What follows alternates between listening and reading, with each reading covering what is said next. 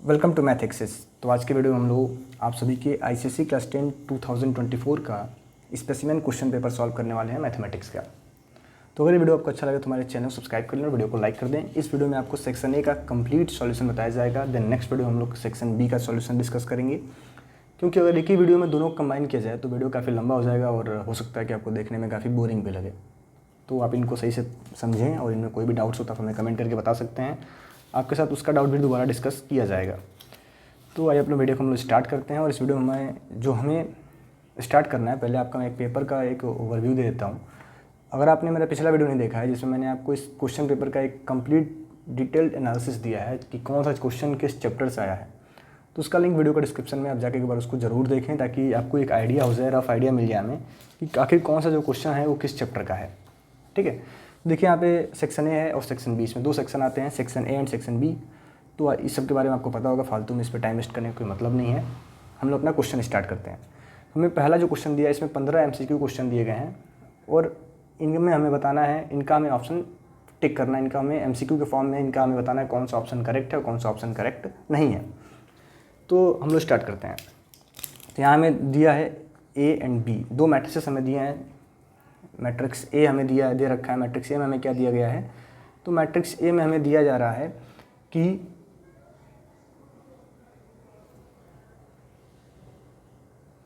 Matrix A में हमें दिया जा रहा है कि ए और बी हमारे दो मैट्रिक्स हैं। हमें बताना है कि इनमें कौन सा ऑपरेशन वैलिड है, कौन सा ऑपरेशन हम फॉलो कर सकते हैं। तो अगर आप लोगों ने मैट्रिक्स चैप्टर पढ़ा होगा तो दो मैट्रिक्स को ऐड करने के लिए दोनों का ऑर्डर सेम होना चाहिए। दो मैट्रिक्स को ऐड या सब्ट्रैक्ट करने के लिए उनका ऑर्डर क्या होना चाहिए, सेम ऑर्डर के होने चाहिए। तो इसको ऑर्डर क्या है, 1/2 का है और इसको ऑर्डर 2/2 का है। तो इनको हम आपस में ना तो सब्ट्रैक्ट कर सकते हैं और ना ही ऐड कर सकते हैं। तो हमारे पास ऑप्शन क्या बचा कि हम इनको मल्टीप्लाई में चेक कर सकते हैं। तो मल्टीप्लिकेशन का रूल क्या है कि मैट्रिक्स ए को और मैट्रिक्स बी को अगर हमें मल्टीप्लाई करना है तो इसके नंबर ऑफ़ कॉलम, इसके नंबर ऑफ़ कॉलम, इसके नंबर ऑफ़ रो के इक्वल होने चाहिए। तो क्या इसका नंबर ऑफ़ कॉलम 2 है और इसमें नंबर ऑफ़ रो कितने भी हैं, 2 है। इसमें 2 कॉलम है, इसमें 2 रो हैं, एंड इनका मल्टीप्लिकेशन पॉसिबल है। यानी कि सेक्शन सी हमारा क्या है, ऑप्शन सी जो है हमारा वो सही ऑप्शन है क्वेश्चन नंबर 1 का। ठीक है, देन क्वेश्चन नंबर 2 को हम चेक करते हैं। क्वेश्चन नंबर 2 में हमसे पूछा गया कि if x² + 6x + kx + 6 equals to x - 2 and x - 3 for all values of x find the value of k। तो मैंने आपको बता रखा है कि ऐसे क्वेश्चन अगर आपको कभी भी दिए जाएँ तो इनको हम सॉल्व करने के दो तरीके हैं। पहला तरीका तो यह है कि आप इनको मल्टीप्लाई कर लो और चेक कर लो कि a की प्लेस पे क्या आ रहा है। यानी अगर इसको हम आपस में मल्टीप्लाई करें तो हमें मिलेगा x² - 3x - 2x + 6। यानी जब इसको अगेन सिंप्लीफाई करेंगे तो x² - 5x + 6। तो अगर हम कंपेयर करें तो k की वैल्यू क्या आ गई, -5। या फिर आप इसको ऐसे भी सॉल्व कर सकते हो कि एक या तो x के प्लेस पे आप 2 पुट कर लो या x के प्लेस पे 3 पुट कर लो, इसको 0 से इक्वेट कर लो। तो दो तरीके हैं इसको सॉल्व करने के। इसका आंसर क्या होगा, -5 होगा। हमें 1 के 3 में दिया है कि retailer purchase an item for ₹1500 from your seller and sell it to a customer at a 10% profit. The sales are intra state and the rate of GST is 10%, the amount of GST paid by the customer. तो customer कितना GST पे करेगा। ठीक है, तो पहले retailer ने wholesaler से कितने में खरीदा है, 1500 में, और बेचा कितने में है, 10% प्रॉफिट पे। तो profit for the retailer, profit और फॉर द रिटेलर, रिटेलर ने कितना फ़ायदा कमाया, पहले हमें इसे काउंट करना होगा। तो 1500 इंटू में 10/100 यानी कि 150 रुपये किसका फ़ायदा हुआ, रिटेलर का। ठीक है, यानी सेलिंग प्राइस कितना हो गया, तो रिटेलर कितने में सेल कर रहा है, 1500 + 150 अपना प्रॉफिट, यानी 1650 में कौन से सेल कर रहा है, तो रिटेलर सेल कर रहा है। अब ये जो पैसा है इसका 10% GST पे करना होगा किसको, तो कस्टमर क्या पे करेगा, 10% GST पे करेगा। और इंट्रा स्टेट है तो फिलहाल यहाँ पे इंट्रा स्टेट या फिर इंट्रा स्टेट का कोई यूज़ नहीं है। सिंपल हम जितने में खरीदेंगे उसका 10% क्या देंगे, GST देंगे। तो अमाउंट ऑफ GST कितना हो जाएगा यहाँ पे अमाउंट ऑफ GST होगा इसका 10%, यानी इसका 10% अगर हम फाइंड करते हैं तो ₹165, यानी 165 उसको GST पे करना हो, कितना, ₹165। देन क्वेश्चन नंबर 4 में हमें दिया है the roots of the equation are real and distinct. तो अगर आपने क्वाड्रेटिक इक्वेशन पढ़ा होगा तो आपको बताया क्या होगा कि जो हमारा d होता है वो क्या होता है इस केस में, >0 होता है। जब d आपका डिस्क्रिमिनेंट >0 होगा तो उस पर्टिकुलर क्वाड्रेटिक इक्वेशन के जो रूट्स होंगे वो रियल होंगे। यानी अगर इसका हम डिस्क्रिमिनेंट फाइंड करें, यानी बी स्क्वायर माइनस 4ac क्या आना चाहिए, ग्रेटर देन 0 आना चाहिए। तो b के प्लेस पे क्या है, हमें 6 दे रखा है, यानी 6 का स्क्वायर माइनस 6 का स्क्वायर माइनस 4 इंटू 1, और c के प्लेस पे क्या है, तो k है, इज़ ग्रेटर देन 0, यानी 36 minus 4k is greater than 0। It means 36 is greater than 4k, यानी k की वैल्यू क्या आ जाएगी, तो k is less than 9। k क्या होगा हमारा, लेस देन 9 होगा। ऑप्शन डी इसका सही ऑप्शन है क्वेश्चन नंबर 4 का। देन 5 दिया हमें, which of the following is a arithmetic progression 1 4 6 9। तो अर्थमेटिक प्रोग्रेशन का मतलब क्या होता है कि कॉमन डिफरेंस सेम होना चाहिए, गैप सेम का होना चाहिए। तो यहाँ पे गैप आपका 3 का है, यहाँ पे 5 का मिला, यहाँ पे 7 का मिला, तो गैप सेम नहीं है, मतलब पहला वाला हमारा अर्थमेटिक प्रोग्रेशन तो नहीं है। दूसरे में हम चेक करते हैं, तो यहाँ 3 2√3 है,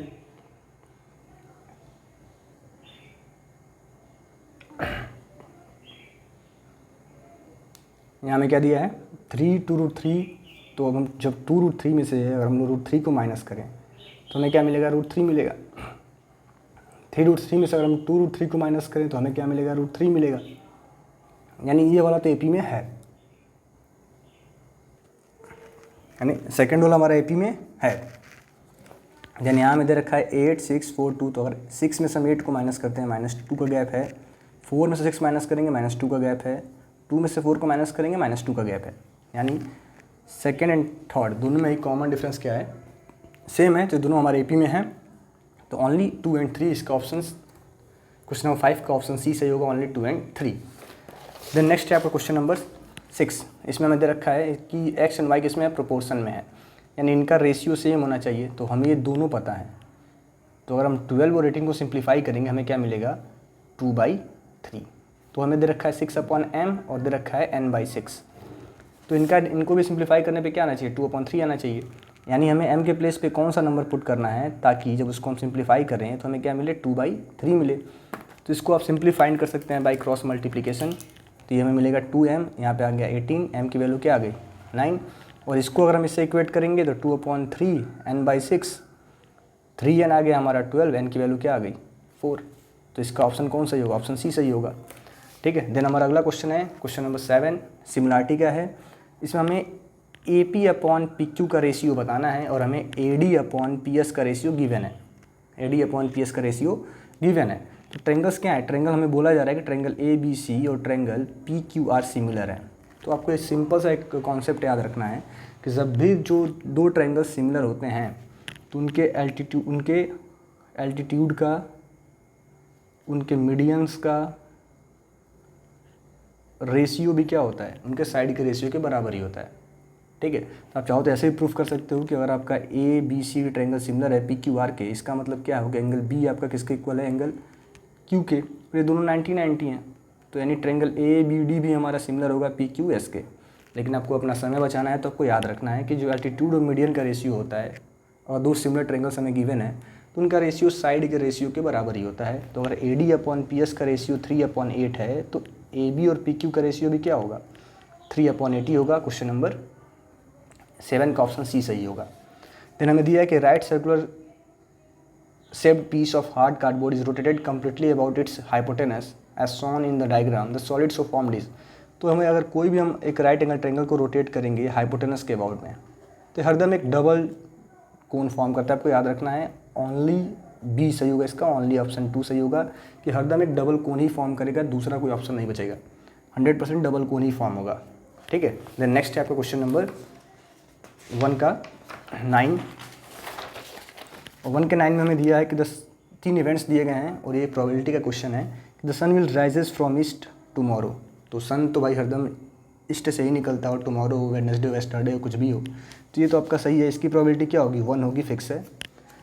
it will rain on Monday, तो फिक्स थोड़ा ना है कि मंडे को रैन होगा ही होगा, ये तो कंफर्म नहीं है ना, मंडे के अलावा बाकी किसी दिन भी हो सकता है। तो इसकी प्रोबेबिलिटी 1 नहीं होगी, इसकी प्रोबेबिलिटी क्या होगी 1/7 होगी। और February month has 29 days in a leap year, तो ये भी फिक्स है, बदलता है नहीं कि फरवरी महीने में 29 डेज़ का होता है। ठीक है, लीप ईयर में। तो ऑप्शन ए एंड सी की प्रोबेबिलिटी क्या होगी 1 होगी। तो both events A and C, option D इसका सही होगा। ठीक है। तो अब दिया हमें कि let the 3 vertices of a scalene triangle और always equidistant from a fixed point, हमें ये बताना है। कि इसके जो 3 वर्टेक्स हैं ये ऑलवेज फिक्स डिस्टेंस पे होते हैं किसी फिक्स पॉइंट से, तो उस पॉइंट को हम क्या कहते हैं। तो ईजिली आपको पता है कि ये ऐसा ही हमारा कुछ एक सर्किल बनेगा और उस सर्किल का सेंटर होगा, इसको हम क्या कहते हैं, सर्कम सेंटर कहते हैं। तो क्या होगा, circumcentre of the triangle. Ortho centre में क्या होता है कि वो जहाँ पे मीडियंस कट करते हैं, इन सेंटर क्या होता है, जो सर्किल अंदर की तरफ बना होता है। तो ये तीनों साइड से इक्वी डिस्टेंस पे पूछा होता है तो हम क्या बोलते हैं, इन सेंटर बोलते हैं। क्योंकि हमसे पूछा है कि ऐसा पॉइंट बताना है जिससे तीनों वर्टेक्स सेम डिस्टेंस पे हो, तो क्या होगा, circumcentre of the triangle. वो हमें बोला है नहीं कि circle with radius R the shortest distance between 2 parallel tangent is equals to. कोई हमें एक सर्किल दिया है, इसका रेडियस आर है और हमसे पूछा है शॉर्टेस्ट डिस्टेंस क्या होगा 2 पैरेलल टेंजेंट का। तो आप याद रख लो, कभी भी आपसे किसी 2 लाइन्स के बीच का शॉर्टेस्ट डिस्टेंस फाइंड करने को बोला जाए तो हरदम परपेंडिकुलर डिस्टेंस होता है दोनों लाइन के बीच में। तो जो 2 पैरेलल टेंजेंट बनेंगे, यानी जो 2 ऐसे टेंजेंट्स 2 डायमीटर के एंड पॉइंट पे बनेंगे, उनके बीच में डिस्टेंस सबसे शॉर्टेस्ट होगा। यानी जो क्या होगा, तो डायमीटर क्या होता है 2r होगा, शॉर्टेस्ट डिस्टेंस क्या हो जाएगा 2r। देन हमसे क्वेश्चन नंबर 12 में बोला गया कि an observer at point E which is at a certain distance from the lamp post A B में लैम्प पोस्ट दिया गया है, एक ऑब्जर्वर है पॉइंट ई पे। Find the angle of elevation of top of the lamp post from point C and D and E. इन तीनों पॉइंट से उसको एंगल ऑफ एलिवेशन मिलता है इसका टॉप पोस्ट का। ये हाइट एंड डिस्टेंस का क्वेश्चन है। It is given that B C D and E are along a straight line, then which of the following condition is satisfied। तो देखिए, जितना दूर होगा, ये लैम्प पोस्ट है हमारा ना, तो ऑब्जर्वर इससे जितना दूर होगा एंगल उतना ही छोटा होगा। तो सबसे छोटा एंगल यहाँ पे कौन सा है, गामा सबसे छोटा एंगल है। देन उसके बाद से कौन सा है, तो बीटा है। और लास्ट में सबसे बड़ा एंगल कौन सा है, तो अल्फ़ा है। तो अल्फ़ा यहाँ पे सबसे बड़ा एंगल है, ठीक है। तो हमें सारे कंडीशंस क्या दिए गए हैं, 10 में दिए गए हैं। तो आप सभी अगर आपने ट्रिग्नोमेट्री पढ़ा होगा क्लास 9th में, देखा होगा कि 10, 30, 10, 45, 10, 60, तो हर जैसे जैसे हम एंगल बड़ा करते हैं वैसे वैसे हमारी वैल्यू भी क्या होती है, बढ़ती जाती है। तो सबसे बड़ा वैल्यू क्या होगा, 10 अल्फ़ा का होगा। देन उसके बाद से 10 बीटा का होगा और देन उसके बाद से 10 गामा का होगा सबसे छोटा। तो हमसे बोला गया इसमें कौन सा ऑप्शन करेक्ट है, तो ये ऑप्शन आपका करेक्ट है, 10 अल्फ़ा ग्रेटर देन 10 बीटा, ठीक है। देन क्वेश्चन नंबर 13, इसमें दिया है कि shares of a company A paying 12% ₹100 shares at 80, share of B paying 12% ₹100 at 100 and share of company C paying 12% at 100 and ₹120। तो क्या है, क्या ये शेयर एंड डिविडेंड इस बार आपके चैप्टर्स में है, तो इसको अच्छे से पढ़ो, यह सिलेबस में आपके है, ठीक है। तो अगर आप एम एल अग्रवाल की बुक से पढ़ते हो तो हमारे चैनल पे एम एल अग्रवाल के हर एक चैप्टर का डिटेल सॉल्यूशन अपलोड है, आप जाकर उसको देख सकते हो। तो हमें क्या दिया है, ये फेस वैल्यू, इसको हम कहते हैं फेस वैल्यू, जितने में कंपनी का शेयर मिलता है, और इसको हम बोलते हैं मार्केट वैल्यू, जितने में हम इसको खरीद रहे होते हैं। इसको हम बोलते हैं फेस वैल्यू, इसको बोलते हैं मार्केट वैल्यू। तो हमसे बोला गया था shares of each company are at a premium. कौन से कंपनी का शेयर प्रीमियम पे है, तो प्रीमियम का मतलब होता है कि जब कंपनी के शेयर का मार्केट वैल्यू फेस वैल्यू से ज़्यादा हो। तो इस केस में यही हमारा शेयर है, शेयर सी। इस केस में क्या है, जो शेयर सी का फेस वैल्यू है, तो इस केस में क्या है, जो शेयर सी है हमारा कंपनी का, उसका जो मार्केट वैल्यू है फेस वैल्यू से बड़ा है, यानी ये प्रीमियम पे है, ठीक है। जब फेस वैल्यू मार्केट वैल्यू से छोटा होता है उसको हम बोलते हैं एट अ डिस्काउंट, और जो दोनों बराबर होते हैं तो उसको बोलते हैं हमें एट पार, ठीक है। 3 केसेस होते हैं हमारे, इनको आपको जानना चाहिए। अब हमें बोला कि चलो following equation represent a line passing through a origin. कौन सा इक्वेशन ऐसा है जो एक लाइन रिप्रेजेंट करेगा जो ओरिजिन से पास करती हो। तो जब भी आपसे ऐसा बोला जाए तो जिसमें सिर्फ और सिर्फ, जैसे हमारे इक्वेशन होते हैं x + by + c = 0, ये हमें हरदम एक स्ट्रेट लाइन का इक्वेशन रिप्रेजेंट करता है। किसका इक्वेशन, स्ट्रेट लाइन का। और जब आपके कांस्टेंट पार्ट खत्म हो जाएगा, जब आपके इक्वेशन में से पार्ट सी यानी कांस्टेंट को हम हटा लेंगे, तो हमें ऐसे लाइन का इक्वेशन मिलेगा जो कहाँ से पास करेगा, ओरिजिन से पास करेगा। यानी कि ax + by अगर आपको दिया जाए तो ये हरदम किस फॉर्म में होगा, ये हरदम ओरिजिन से पास करेगा, यानी कि ये बी वाला ऑप्शन हमारा सही है। अब यहाँ पे हमें क्वेश्चन नंबर 15 में दिया है कि for the given 25 variates to find the median of the given data the variates needs to be arranged in ascending और डिसेंडिंग ऑर्डर। तो ट्रू है, जब आपको मीडियन पढ़ाया जाएगा या अगर आपने मीडियन पढ़ लिया है तो उसमें आपको बताया गया है कि कभी भी हमें मीडियन फाइंड करने के लिए वेरिएट्स को असेंडिंग या फिर डिसेंडिंग ऑर्डर में अरेंज करना होता है।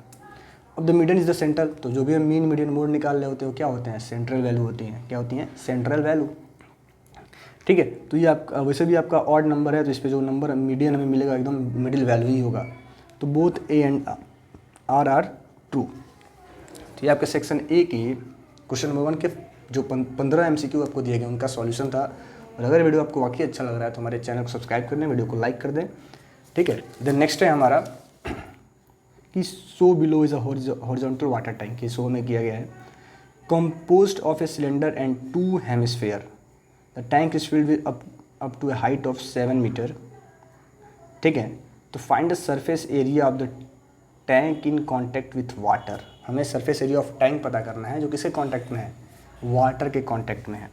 ठीक है, तो वाटर तो इसमें फुल फिलअप नहीं किया गया है, वाटर इसमें क्या भरा गया है, सिर्फ हाफ पार्ट तक फिलअप है। ठीक है, हाफ पार्ट तक फिलअप है, तो हमें इसका सरफेस एरिया पता करना है वाटर का जो इसके कॉन्टैक्ट में है।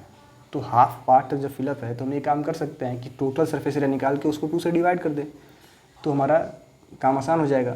तो जब आपको इसका टोटल सरफेस एरिया फाइंड करना होगा तो आप कैसे फाइंड करेंगे, देखो आप बीच में आपके यहाँ सिलेंडर फॉर्म हो रहा है, क्या फॉर्म हो रहा है, सिलेंडर। ठीक है, ये हमारे 2 हेमिस्फेयर्स हैं, तो हमें क्या करना होगा कि CSA of cylinder plus 2 times CSA of hemisphere. अब ऐसा मैंने इसलिए किया है क्योंकि दोनों हेमिस्फेयर हमारे क्या हैं, आपस में इक्वल हैं। क्योंकि दोनों हमारे हेमिस्फेयर आपस में इक्वल हैं तो दोनों का अलग अलग फाइंड करने से अच्छा है कि हम इनका कंबाइन फाइंड कर लें। और इसका मैंने क्या बता रखा है, इसका हाफ, क्योंकि हमें बस वही निकालना है ना जो इसके कॉन्टैक्ट में है। तो 1/2 curve surface area of cylinder plus 2 times curve surface area of hemisphere, यानी कि 1/2। Curve surface area of cylinder क्या होता है, तो 2πRH प्लस 2 इंटू में curve surface area of hemisphere जो होता है 2πr²। तो हमें इसी को सिंप्लीफाई करना होगा, यानी कि क्या हो जाएगा, जब इसको हम सिंप्लीफाई करेंगे तो 1/2, 2 इंटू में 22/7, और रेडियस हमें क्या दे रखा है, तो डायमीटर हमें 14 दिया है तो रेडियस क्या होगा 7, और हाइट हमें क्या दे रखा है 30। तो टोटल हाइट आपको 34 दिया है यहाँ से यहाँ तक।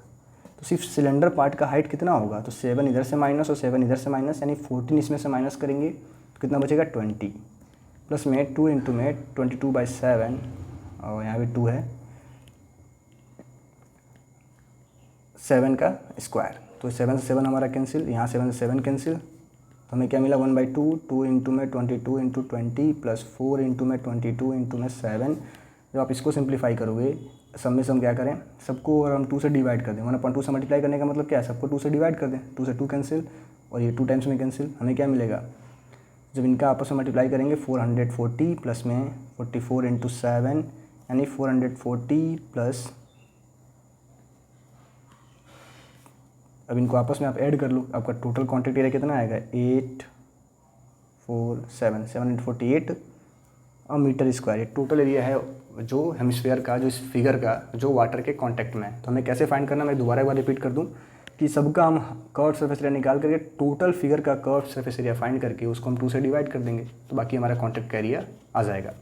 ठीक है, तो इस बार अगर पेपर का लेवल देखा जाए तो इसको थोड़ा सा ICSE बोर्ड में CBSE बोर्ड के पैटर्न के अकॉर्डिंग बनाने का कोशिश किया है, ताकि अच्छा एक फेयर कंपटीशन आप लोग भी CBSE बोर्ड के बच्चों को दे पाएँ। तो इसमें हमें दिया है कि ना recurring deposit account for 2 years the total amount deposit by a person is 9600।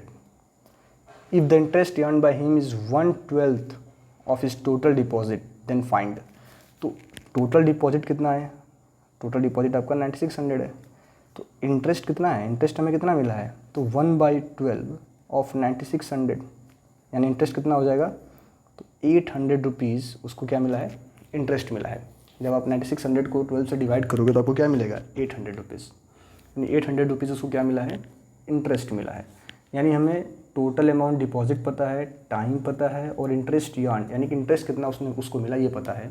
हमसे पूछा गया फाइंड द इंटरेस्ट अर्न्स, तो ₹800 पहला का आंसर आपका हो गया। और ये कैसे मिला है, तो हमें बोला है ना कि 1/12 ऑफ इस टोटल डिपॉजिट, तो टोटल डिपॉजिट को मैंने क्या किया 12 से डिवाइड कर दिया।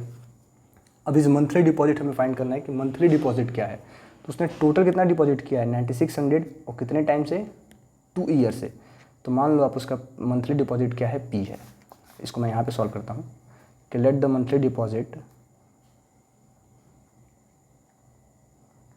BP ऐसा मान लेते हैं। तो टाइम कितना है 2 ईयर्स, यानी 2 ईयर्स यानी 24 मंथ हो जाएंगे। तो 24 into P is equal to 9600 होना चाहिए, यानी P हमारा क्या होगा, तो 9600/24, 24 से इसको डिवाइड करते हैं तो 400 आएगा हमें, यानी मंथली डिपॉजिट कितना आ गया, तो 400 आ गया। कितना आ गया मंथली डिपॉजिट आपका 400। अब the rate of interest he earn, उसको कितना इंटरेस्ट मिला ये हमें पता करना है। तो इंटरेस्ट फाइंड करने का फार्मूला क्या होता है, आपको पढ़ाया गया होगा मैं ये बैंकिंग में कि n+1/2 इंटू 12 क्या होता है p इंटू में n+1 p इंटू में n+1/2 इंटू 12 इंटू r/100। ये इंटरेस्ट फाइंड करने का फार्मूला होता है। तो इंटरेस्ट हमें गिवन है कितना 800, मंथली डिपॉजिट हमारा क्या है 400, टाइम कितना था 24 मंथ, यानी 24 इंटू 25/2 इंटू 12 इंटू r/100। तो और इसको हम सिंप्लीफाई करें तो 2 इंटू 12 जो होता है 24, 24 से 24 हमारा कैंसिल, 24 से 24 हमारा कैंसिल, यहाँ क्या होगा 0 से 0 0 हमारे कैंसिल, यानी क्या मिलेगा हमें 800 इक्वल्स टू में 100 r की वैल्यू क्या आएगी 8%। r कितना आ गया हमारा 8%। तो ये रहा आपके क्वेश्चन नंबर सेकंड के पार्ट 2 का रेट ऑफ इंटरेस्ट का सॉल्यूशन, सेक्शन सी का सॉल्यूशन कितना गया हमारा 8%। देन है हमारा क्वेश्चन नंबर 2 का पार्ट 3, और इसमें हमें बोला है कि इसको पहले हमें सिंप्लीफाई करना है, देन इसको सिंप्लीफाई करना है, देन इन अबोव रिजल्ट्स को यूज करके हमें इसका वैल्यू फाइंड करना है। तो आइए हम इसको सॉल्व करते हैं। तो देखो आपको यहाँ दिया है, हमें क्या दे रखा है a sine theta plus cosec theta का होल स्क्वायर, यानी ये होगा जब इसको हम एक्सपेंड करेंगे तो हमें क्या मिलेगा और साइन स्क्वायर थीटा कैसे एक्सपेंड करना है, तो a प्लस बी का होल स्क्वायर का जो फार्मूला होता है क्या होता है a square plus 2ab plus B square, इसी तरह हमें इसको एक्सपेंड करना है। तो हमें क्या मिल गया साइन स्क्वायर थीटा प्लस और cosec square theta plus 2 sine theta into में कॉसेक थीटा। तो अगर आप लोगों ने ट्रिग्नोमेट्री अभी तक पढ़ लिया होगा तो sine theta into cosec theta क्या होता है, दोनों दूसरे का रेसिप्रोकल हैं, तो इनका मल्टीप्लिकेशन क्या होता है 1 आता है। यानी sine theta into cosec theta हमें कहीं भी दिया जाए तो क्या लिख सकते हैं उसको 1 लिख सकते हैं, यानी ये हो गया sign square theta plus cosec square theta plus 2। ये पहले वाले का एक्सपेंशन आ गया। देन हमें अब दूसरा इसमें दिया गया है ये b। अब इसको हम चाहें तो और भी ज़्यादा सिंप्लीफाई कर सकते हैं। तो इसको हम चाहें तो और भी ज़्यादा सिंप्लीफाई कर सकते हैं। कैसे कर सकते हैं कि कॉसेक स्क्वायर थीटा को हम क्या लिख सकते हैं 1 प्लस में कॉट स्क्वायर थीटा, ठीक है।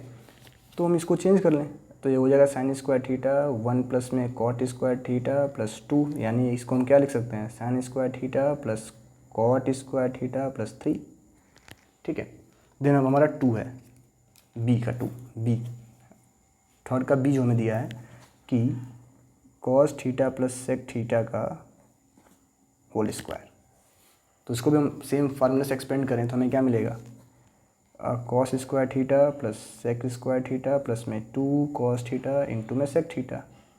और मैंने आपको भी बताया कि साइन और कॉसेक क्या होता है 1 होता है, same as it is sec और कॉस भी क्या होता है cos theta into sec theta भी क्या होता है 1, क्योंकि जो सेक होता है वो कॉस का रेसिप्रोकल, कॉस होता है सेक का रेसिप्रोकल, यानी हम चाहें तो सेक को लिख सकते हैं 1/cos। जब हम सेक को कन्वर्ट करेंगे तो कॉस से कॉस कैंसिल हो जाएगा, यानी हमें क्या मिलेगा cos square theta plus sec square theta plus 2। और अगेन इसको हम और ज़्यादा सिंप्लीफाई करना चाहें तो 1 प्लस टेन स्क्वायर थीटा होता है सेक स्क्वायर थीटा। तो हम इसके प्लेस पे क्या लिख सकते हैं cos square theta plus 1 plus में टेन स्क्वायर थीटा प्लस 2, यानी कि cos square theta plus tan square theta plus में 3, ये हमारा हो सकता है। तो ये हमारे दो पहले और दूसरे का सिंप्लीफिकेशन है, ठीक है। अब इन दोनों को यूज़ करके हमें क्या प्रूफ करना है कि ये इसके बराबर होगा, ठीक है। यानी कि हमें शो करना है कि साइन प्लस कॉसेक थीटा का होल स्क्वायर और cos theta plus sec theta का होल स्क्वायर क्या होगा 7 plus tan square theta plus में कॉट स्क्वायर थीटा। ये हमें शो करना है कि होगा। तो सिंपली इसका एक्सपेंशन हमें क्या मिला था sine square theta plus cot square theta plus 3, और इसका एक्सपेंशन हमें मिला था cos square theta plus tan square theta plus 3, ठीक है। तो 3 प्लस 3 हमें क्या मिल जाएगा 6, और sine square plus cos square क्या होता है 1 प्लस में टेन स्क्वायर थीटा प्लस में कॉट स्क्वायर थीटा, यानी कि 7 प्लस में टेन स्क्वायर थीटा प्लस में कॉट स्क्वायर थीटा। ये हमारा क्या हो गया फाइनल आंसर, ठीक है। तो ये सेक्शन 2 के क्वेश्चन नंबर 3 का सॉल्यूशन था, ठीक है। देन हमारा अगला जो क्वेश्चन है क्वेश्चन नंबर 3, और और इसमें हमें दिया है कि if A B and C are in continued proportion then prove that, हमें इसे प्रूव करना है। देखिए हम लोग इसको कैसे कर पाएंगे कि हमें दे रखा है क्या, हमें क्या दिया है कि A B C are in continued proportion, तो हमें ये प्रूव करना है। तो पहले हम लोग क्वेश्चन नोट कर लेते हैं। 3a² + 5ab + 7b² अपॉन में 3b² + 5bc + 7c², हमें प्रूफ करना है a/c। और हमें क्या बताया गया क्वेश्चन में कि ए बी सी किस में है, कॉन्टिन्यूड प्रोपोर्शन में, A B and C are in continued proportion. ठीक है, देन हमें इसे सिंप्लीफाई करना है, यानी कॉन्टिन्यूड होने का मतलब क्या है कि a/b = में b/c। ये तो है कॉन्टिन्यूड का कंडीशन कि a/b b/c। तो इसको हम क्या लेट कर लें, k, यानी a/b = हमें क्या मिलेगा, b/c = k मिलेगा, यानी b = हम लिख सकते हैं ck। और जब इसको हम सिंप्लीफाई करेंगे तो हमें क्या मिलेगा,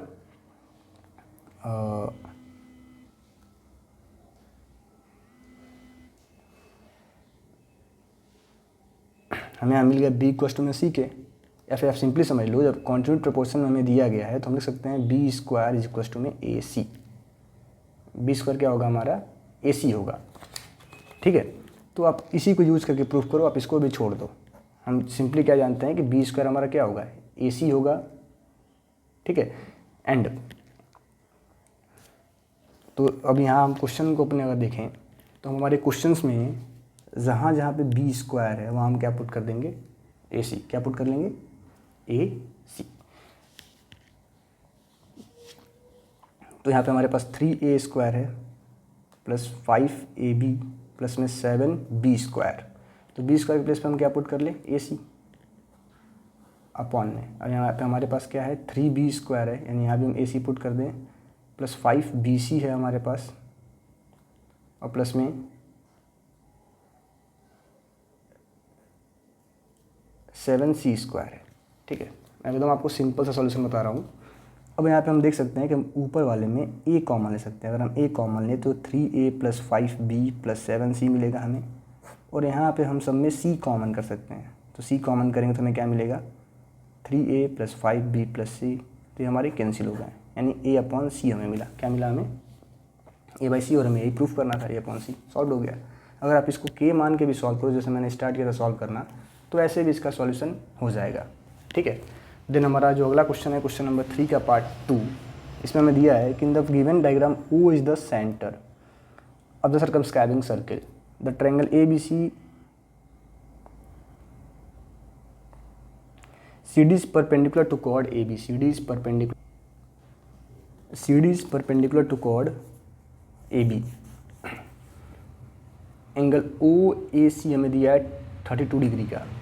हमसे बोला find each of the unknown angles X, Y and Z। हमें इन तीनों एंगल्स को फाइंड करना है।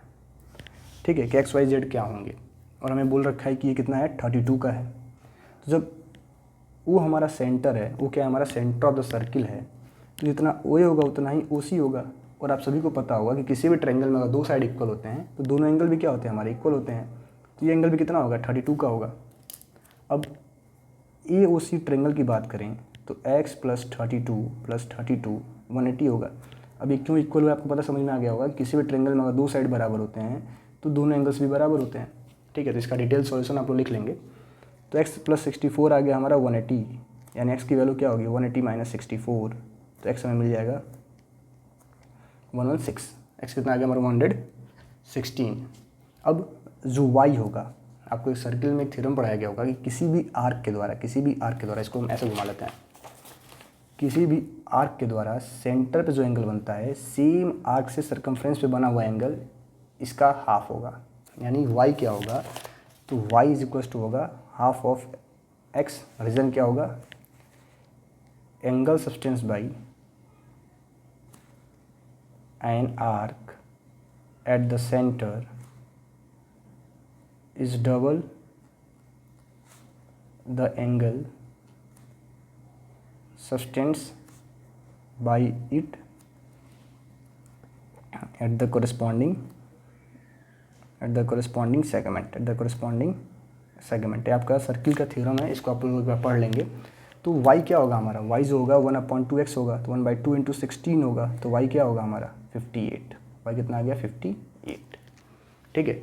अब इस ट्रेंगल में हमें बताया जा रहा है कि जो हमारा सी डी हो परपेंडिकुलर, यानी सी डी हमारा 90 डिग्री का है, तो किसी भी ट्रेंगल के तीनों एंगल का सम कितना होता है 180 डिग्री। तो in triangle B D C y + z + 90 = 180। तो y हमें क्या दिया है, हमने भी फाइंड किया 58 + z + 90 हो गया हमारा 180, यानी z क्या होगा हमारा 180 - 90 - 58, यानी z क्या होगा, तो 90 - 58, z आएगा आपका 32। तो यह क्वेश्चन नंबर 3 के पार्ट सेकंड का सॉल्यूशन, ठीक है। देन नेक्स्ट है हमारा क्वेश्चन नंबर 3 का पार्ट 3, जो कि आपका पूरे 5 नंबर का क्वेश्चन है, और ये आपका ऑजिब का क्वेश्चन है। तो बोला गया नेम द कर्व प्लॉटेड, तो इसको हम क्या बोलते हैं, ऑजिब बोलते हैं, ठीक है। The total number of students, तो टोटल नंबर ऑफ स्टूडेंट्स आपको कितने दिए गए हैं यहाँ पे, ये आपका है नंबर ऑफ स्टूडेंट्स। तो टोटल नंबर ऑफ स्टूडेंट्स कितने हैं 40, कितने हैं टोटल नंबर ऑफ स्टूडेंट्स, तो 40 हो जाएंगे। द मीडियन मार्क्स, तो मीडियन मार्क्स क्या होता है, जब 40 हमारे पास टोटल नंबर ऑफ स्टूडेंट्स हैं, तो 40 का हाफ क्या होगा 20, तो मीडियन मार्क आपका क्या होगा ये, यानी आपका होगा ये मीडियन मार्क्स 56, क्या हो जाएगा 56। The number of students scoring 50 and 80 marks, तो 50 मार्क्स स्कोर करने वाले कितने बच्चे हैं, तो आप 15 से इस पर 50 मार्क्स स्कोर करने वाले कितने बच्चे हैं, तो 50 से आप यहाँ पर लाइन ड्रॉ कर लो। 12 स्टूडेंट्स हैं जिन्होंने 50 मार्क्स स्कोर किया है, और 80 मार्क्स वाले कितने हैं, तो 37 स्टूडेंट्स हैं, तो 12 और 37, ठीक है। Number of students who scoring between 50 and 80, between पूछा है, तो 12 ने स्कोर किया है 50 मार्क्स और 37 ने स्कोर किया है 80 मार्क्स, दोनों को आपस में आप माइनस कर लो, कितना आएगा 25 स्टूडेंट्स ऐसे हैं जिनका मार्क कैसा रहा है, तो 50 और 80 के बीच का रहा है। तो ये आपके सेक्शन ए के सभी क्वेश्चंस का सॉल्यूशन था। अगर आपको इनमें कोई भी डाउट हो तो आप हमें कमेंट कर सकते हो, दोबारा एक बार इनका सॉल्यूशन आपको एक्सप्लेन किया जाएगा। नेक्स्ट वीडियो हम लोग सॉल्व करने वाले हैं सेक्शन बी। Thank you.